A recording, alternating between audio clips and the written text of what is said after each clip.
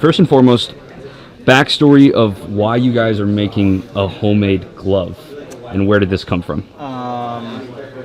Murph was on an episode of Hot Stove, and Bill Ripken was telling him that Mike Sosha or some manager was having guys run around making gloves in the clubhouse, and Murph thought that would be a good thing to incorporate this year.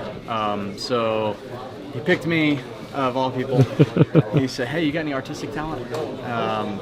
I said, "I have a little bit." So he said, "All right, well, I'm going to get you and a few guys to make a glove." And then one morning in a group meeting, he just said, "Hey, Milner, you're going to make a glove. Take a couple guys with you."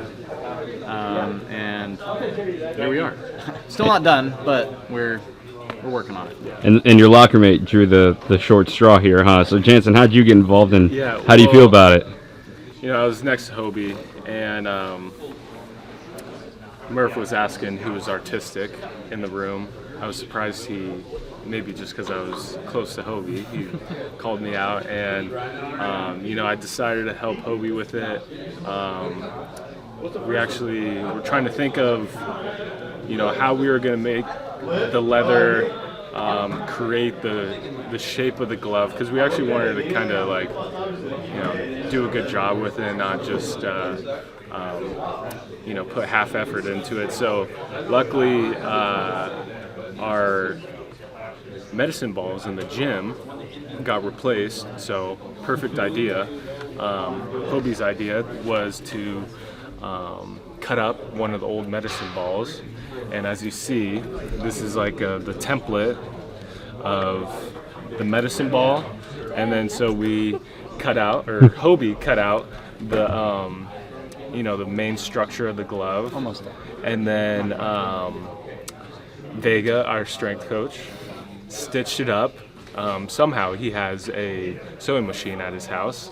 We were very lucky to have him part of it. And then I laced it up, used real lace. It actually went pretty smooth and made the glove actually look like a glove. So right now we're almost done with it. We do have a few more touches, right now. But I think if we did it another time, we could actually get a really good, a little better shape. I picked some template off the internet that looked. It was something that Wilson had used before, and so I kind of not traced it, but I looked at it. I'm like, okay, it kind of looks like this shape, and drew it out. And the shape's a little off, so we've had to make adjustments. Like this thumb here, it was too sharp of an angle, so we had to add an extra thumb, an extra spot for the thumb to go. That's great. Kind of hard to get in there. Yeah. So we're not going to see this in a bullpen anytime soon? Oh no, you never know. I mean, a bullpen, nothing's coming back at you. Yeah. Honestly, the infield, we might give it to the infielders for a little training glove. I think that's. Well, too bad it's left-handed. Only a first baseman can use it, I guess. I made it left-handed because Murph tasked me with it. I'm left-handed, and if anyone was going to have to test this thing, it would have to be me. True. So I didn't want it to be a righty glove and make something that some poor soul would have to sit in front of catch. So yeah. I think it could definitely stop a ball, stop a few balls. I don't know how. You might feel it in your fingers too. Yeah, I mean, if definitely.